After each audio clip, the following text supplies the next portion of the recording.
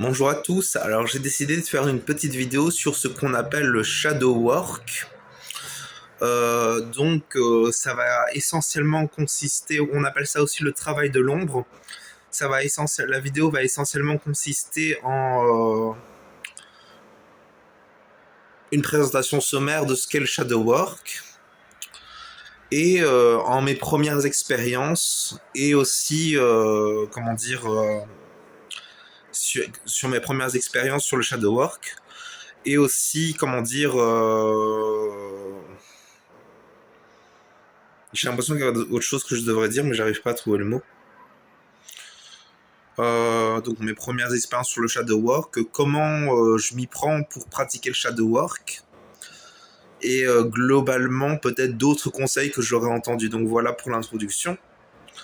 Donc je passe directement au corps du sujet. Donc qu'est-ce que le shadow work ou le travail de l'ombre? Eh bien, c'est une notion qui est plus ou moins héritée de Carl Gustav Jung, qui était une connaissance de Freud et qui a théorisé beaucoup de choses sur la psyché humaine, sur un plan peut-être moins scientifique que Freud, mais quand même plus, on va dire, ancré dans une expérience, je dirais. Il y a dans cette vision du shadow work et dans tout le travail de Carl Jung, on retrouve des grandes axes focales, on pourrait dire, je veux dire par là, des grands sujets majeurs comme le processus d'individuation, le travail de l'ombre, l'inconscient, qui est pas tout à fait qui est pas tout à fait la même chose que chez Freud. Et en général aussi, il y a les archétypes aussi dont parle Carl Gustav Jung. Donc voilà pour la présentation de Jung. Donc je crois qu'il était autrichien. Pour ceux qui veulent chercher, faire plus de recherches. Donc Carl, ça s'écrit C-A-R-L, et Jung, ça s'écrit J-U-N-G. Donc voilà pour présentation de l'auteur. Et donc il a théorisé que l'être humain avait un sens de soi conscient qu'il tend à présenter aux autres et qu'il tend à se conscientiser dans cette image de soi. Typiquement, à l'époque, on retrouve beaucoup de névroses et beaucoup de choses par rapport aux angoisses de l'époque. On parle d'une époque, à l'époque de Freud et de Carl Gustav Jung, vraiment très névrosée. Hein. C'est vraiment une époque qui a hérité de beaucoup de névroses. Peut-être pas autant névrosée qu'à l'époque victorienne, mais quand même... il y avait un côté un peu... les gens n'étaient pas décomplexés, quoi, et il y avait toujours la notion du devoir et du surmoi qui planait dans l'air, quoi. Actuellement, ces choses-là sont parties, nous ne sommes plus en Europe dans ces mêmes genres de considérations, on est dans autre chose, qui probablement quelque chose de transitoire vers encore autre chose. Mais voilà. Et donc, j'ai perdu le fil rouge de ce que je voulais dire. Ça m'arrive vraiment souvent.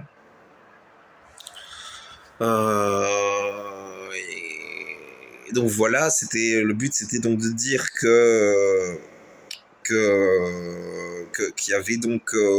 a donc conçu cette idée du travail de l'ombre, qui a cette idée d'un soi qu'on présente à l'autre et qu'on conscientise pour soi, qui nous rassure, donc, et cette idée qu'on se construit une image de nous-mêmes qui nous rassure, d'être gentil, d'être sympathique et tout ça, et d'être poli même, d'obéir aux règles, et qu'on se construit progressivement, certaines personnes se construisent comme ça progressivement d'une image de soi qui va les rassurer, qui va leur dire ah oui, si je suis ainsi, et si je suis vu ainsi, et si je me considère ainsi, je serai rassuré, je me sentirai en sécurité, je me sentirai en confiance vis-à-vis des autres. Tout un tas d'investissements par rapport à cet idéal du moi, c'est pour parler en psychologie, pour parler des instances dont on parle en psychanalyse, c'est un peu l'idéal du moi au final. Qui peut être une forme de surmoi chez les gens. On sait que chez certaines personnes, l'idéal du moi fait presque office d'un surmoi. Il y a quand même des affinités entre ces deux instances, même si le surmoi est traditionnellement quand même différent de l'instance de l'idéal du moi. Qu'est-ce qu'on peut dire d'autre sur le travail de l'ombre?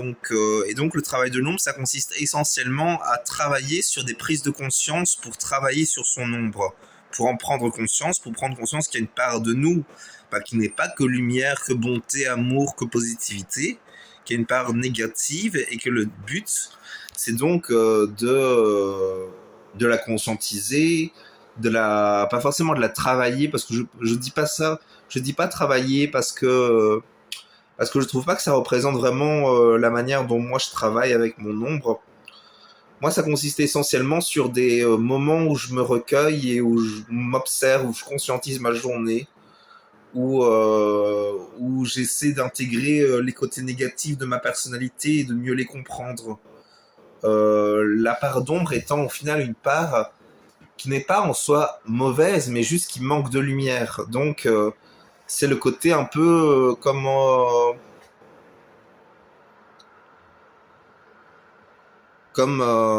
quelque chose qui est causé par notre existence, mais aussi qui n'est pas et qui est relié à nous. Certains vont dire que c'est une part de nous, certains vont dire que ce n'est pas une part de nous. Je suis pas certain que ça d'ailleurs maintenant que j'y pense, si j'ai vraiment bien compris ce qu'est l'instance de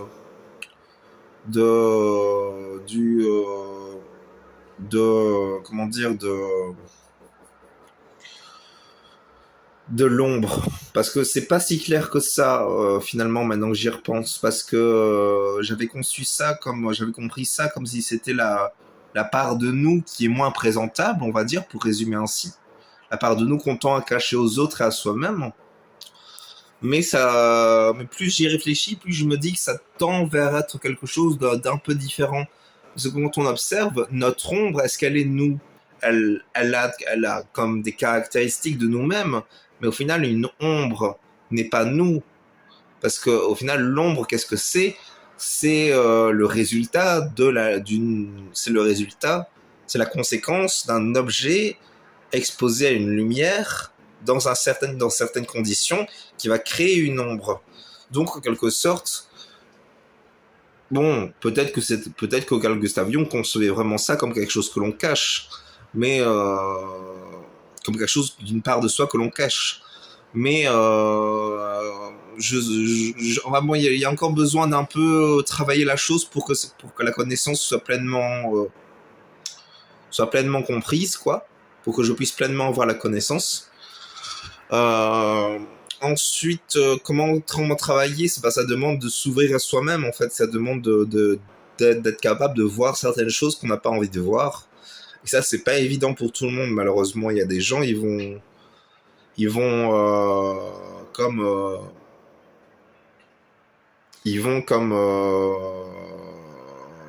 fuir vraiment leur ombre. Donc là, c'est vraiment les gens qui sont vraiment dans une situation problématique par rapport à leur ombre. C'est aussi le rapport à ses défauts aussi quelque part, parce qu'il y a plusieurs genres de vécu par rapport à ça. Il y a des gens, ils assument à 100% leur ombre parce qu'ils considèrent ça comme une part d'eux-mêmes auquel ils n'y peuvent rien. Il y a des gens, il y a des gens qui vont dire qu'au final tout dépend de notre comportement et qu'on n'est pas parfait, mais qu'on n'a pas à être parfait pour autant. C'est un peu le point de vue sur lequel je rejoins, moi personnellement, parce qu'au final, c'est vrai que on peut pas exiger de quelqu'un la perfection. On peut exiger, on peut à la limite espérer qu'il fasse de son mieux. J'allais dire exiger, mais c'est vrai qu'exiger, c'est quand même un terme fort. Hein. C'est quand même un terme fort, exiger, donc bon, on peut espérer des autres qu'ils agissent pour le mieux pour nous. Mais c'est un peu une énergie ancienne, hein, cette énergie-là, quand on y pense. Cette énergie que les autres fassent quelque chose pour moi. C'est un héritage de l'enfance, ou voire de l'adolescence, qui, au final, parce que quand on observe bien, arrivé à l'âge adulte, normalement, on est censé être autonome. On est censé se débrouiller par soi-même. Le truc, c'est qu'aussi, on pourrait tout à fait rétorquer à ça, que on est au final des êtres humains qui ont besoin de sociabiliser, qui ont besoin de rapports les uns avec les autres. On a besoin globalement quand même un peu les uns des autres. Donc bon, on peut pas à 100% dire, que, je veux dire, l'être humain à 100% autonome, ça existe peut-être, mais c'est pas vraiment, la majorité des gens auraient des difficultés par rapport à ça. Parce ça doit sûrement être ancré quelque part dans notre génétique qu'on a un peu besoin des autres. D'ailleurs, regardez, en tant qu'un bébé a besoin de ses parents. Donc, quelque part, on est ancré dès le début pour avoir besoin de nos parents. Et puis même, un être humain, pour vivre vraiment, pour pleinement vivre, a besoin d'autre chose que la survie. Donc, parce que le problème, c'est que s'il n'y a pas d'autre être humain pour garantir un minimum d'aide, ben, on tombe vite dans la survie alors. Je me suis un peu perdu là. Oui, je me suis un peu perdu. Enfin bon, qu'est-ce qu'on peut dire d'autre sur le travail de l'ombre? Ça demande de conscientiser qu'on n'est pas parfait. Ça demande de s'observer avec objectivité, avec clarté, avec lucidité. Ce qui n'est pas évident pour tout le monde. C'est même très dur pour beaucoup de gens parce que beaucoup de gens tendent à se voir comme s'ils étaient parfaits, ou tout du moins comme s'ils n'étaient que bonté. Certaines personnes vont ne pas tolérer qu'on leur dise qu'ils ont des défauts. Certaines personnes pourront dire d'une façon qu'ils ont des défauts, mais sans pleinement le percevoir, quoi. Ça restera comme un clivage au niveau de la conscience. Tout ça, c'est lié aux angoisses, en fait. Le but, c'est de travailler ces angoisses pour qu'on n'angoisse plus par rapport comment dire, pour qu'on n'angoisse plus par rapport à, c'est juste que je change la luminosité de mon téléphone parce que je me vois moins clairement. Voilà. Donc le but, c'est quand même au final de réussir à se percevoir, s'accepter. Et globalement, ça aide à avoir une vie plus longue et heureuse parce que quand on apprend à s'accepter, qu'on apprend à se percevoir, qu'on n'a pas forcément besoin de quelqu'un de parfait, que certains défauts peuvent être tolérables. Tout dépendra aussi de comment on se sent par rapport à ce défaut aussi, hein, bien évidemment. Parce qu'on peut pas dire à 100% qu'on n'est pas obligé de supporter à 100% tous les défauts des autres. Ça aussi, ce serait du tyrannisme que d'imposer à quelqu'un de supporter à 100% le défaut des autres. On peut tout ça, c'est un peu une énergie ancienne, ça aussi, hein. Après, bien évidemment, on est d'accord, il y a des situations où on va pas faire son tyran et imposer aux autres de changer pour nous. Typiquement, entre collègues de travail, dans une famille, dans un cercle de connaissances, il y a un minimum de tolérance à avoir parce que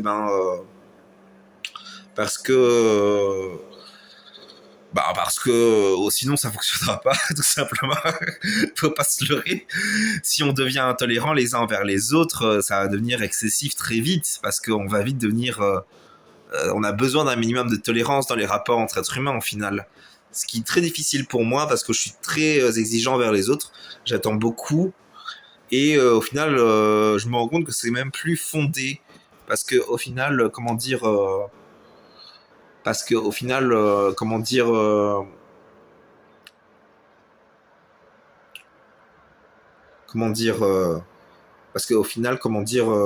oulala, j'ai l'impression que ça crée des émotions chez moi et que ça me déconcentre du sujet de la vidéo. Oui, je suis vraiment là, j'ai complètement dérivé. Ça réveille des tristesses profondes et même un peu de dépression et de mélancolie. Ça m'a complètement sorti de la vidéo. Mais bon, pour retourner au sujet, concernant la vidéo, comment débuter le travail de l'ombre. Bon, après, est-ce qu'il faut forcément s'y intéresser est-ce qu'il faut vraiment s'y intéresser à 100% parce qu'on y est curieux? Je pense qu'il y a des gens qui sont plus amenés à s'intéresser au travail de l'ombre que d'autres. Typiquement, c'est les gens qui ont vraiment des gros problèmes de tolérance vis-à-vis d'eux-mêmes et qui n'ont pas appris pleinement l'acceptation de soi et des autres. Surtout l'acceptation de soi quand même.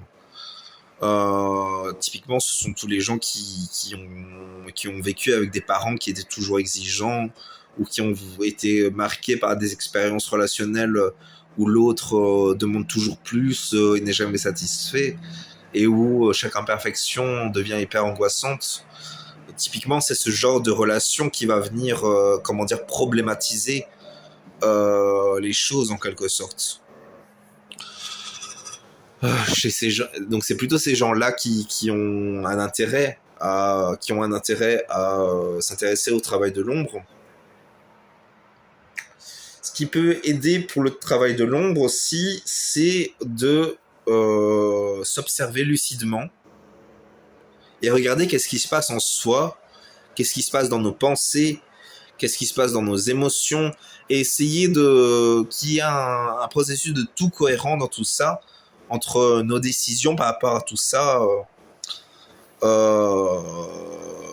manière générale, qu'il y ait une cohérence globale par rapport à tout ça. Parce que l'enjeu avec le travail de l'ombre, c'est une psyché plus équilibrée au final. Donc c'est ça le but. Et c'est toute la problématique, c'est que malheureusement, après moi je suis je suis sensibilisé à ça parce que j'ai passé beaucoup de temps et je passe encore beaucoup de temps dans les lieux de la psychiatrie quand même, plus ou moins, il faut dire les termes. Donc bon, je suis moi-même passé par la psychiatrie. Maintenant j'en suis sorti parce que bon, j'ai fait un travail sur moi. Mais bon, après c'est jamais à 100% fini, je suppose, même si même si j'ai globalement plutôt bien avancé. Mais souvent, faut quand même le dire, quand on est passé par la psychiatrie, les gens qui guérissent à 100%, c'est quand même rare. C'est quand même rare, donc faut pas trop, faut pas trop investir l'idée de la guérison à 100%, tout en essayant d'optimiser sa santé mentale. D'ailleurs, le travail de l'ombre, ça peut être considéré comme un travail de santé mentale, hein, tout à fait. Après, encore une fois, c'est vraiment pour un certain public. Donc, c'est vraiment pour les gens qui sentent au fond d'eux-mêmes qui aurait comment dire, c'est vraiment pour les gens qui, on va dire, ont une difficulté à s'accepter, se tolérer, se percevoir. Et ça demande beaucoup de courage pour beaucoup de gens. Moi, j'ai une optique mentale sur le sujet, donc on va dire que j'ai une capacité peut-être plus facile de faire le travail, ce qui veut pas dire que j'ai pas des angoisses et tout ça, mais moi, mes angoisses ne sont pas liées à moi personnellement, ou pas à 100%, c'est plus la réaction et la réponse des gens autour de moi qui m'angoissent au final. Parce que globalement, pour parler un peu de moi, ça peut être intéressant peut-être pour expliquer, pour donner un exemple de travail de l'ombre. J'ai vécu avec une mère qui était la personne majeure qui tenait la famille, la personne autour de qui tout tournait plus ou moins, et en quelque sorte, et comment dire. Non, c'était pas la personne qui tout tournait, mais bon, elle avait un rôle quand même important dans l'histoire, quoi. Et donc, j'ai entendu une fois, quand j'étais enfant, elle a dit qu'elle ne voulait plus s'occuper de ma sœur et de mon père. Alors, elle a probablement vécu des émotions graves, mais moi, ça m'a marqué tellement fort, parce que je me suis dit, ah oui, ça veut dire que si elle s'occupe plus de ma sœur, alors que ma sœur avait 14 ans, quoi. Donc bon, à dire ça, déjà, une fille de 14 ans, c'est quand même assez grave. C'est quand même assez grave. Mais c'est quand même assez grave. Mais c'est quand même assez grave. Mais j'en parle surtout pour dire que moi, ça m'a complètement instabilisé. J'étais complètement anxieux d'être abandonné. Je faisais tout pour la satisfaire. Je faisais tout pour la rassurer. Enfin bon, c'était pas la grande névrose, le grand trauma non plus. parce que j'arrivais encore à gérer la situation et au final, j'ai jamais eu à subir ce que ma sœur et mon père ont eu à subir par rapport à ça. Enfin, je dis ça, mais peut-être que eux l'ont bien vécu parce que papa était quand même adulte, donc il a probablement eu un recul sur la situation. Il a dû plutôt le vivre au niveau de ses émotions et de ses sentiments. Quant à ma sœur, bon, c'était encore autre chose. Je pense que ma sœur est plus sécure que moi au final, au niveau des premières expériences de la vie, tandis que moi, je suis plus marqué difficilement au niveau des premières expériences de ma vie, tout en ayant quand même globalement plus de stabilité, parce qu'au final, je me suis adapté à la situation. C'est comme s'il y avait un peu de noir et de blanc dans les deux situations, mais pas sur les mêmes domaines. Donc, je ne sais pas si je pourrais dire quelque chose de plus intéressant sur le sujet du travail de l'ombre. Je vous invite à faire vos recherches, parce que l'air de rien, ça peut apprendre plus de choses d'intéressant. On peut apprendre des choses intéressantes sur le sujet, l'air de rien, parce que vraiment, comment dire, au final, je vous ai donné un discours, mais ce discours peut être complété par d'autres discours, par d'autres textes, par d'autres informations. Pourquoi pas s'intéresser à la vie de Carl Gustav Jung? C'était quand même quelqu'un qui était une éminence de son temps, on va dire. Je sais pas si le terme éminence est bien choisi, mais bon, il a marqué quand même un peu l'histoire de la psychologie, ou même de la psychothérapie. Donc ça peut être intéressant quand même globalement de s'y intéresser. Voilà donc pour la vidéo. Je vous remercie d'avoir suivi la vidéo jusque là. Vous avez été courageux. Et je vous souhaite une bonne journée. Merci. Au revoir.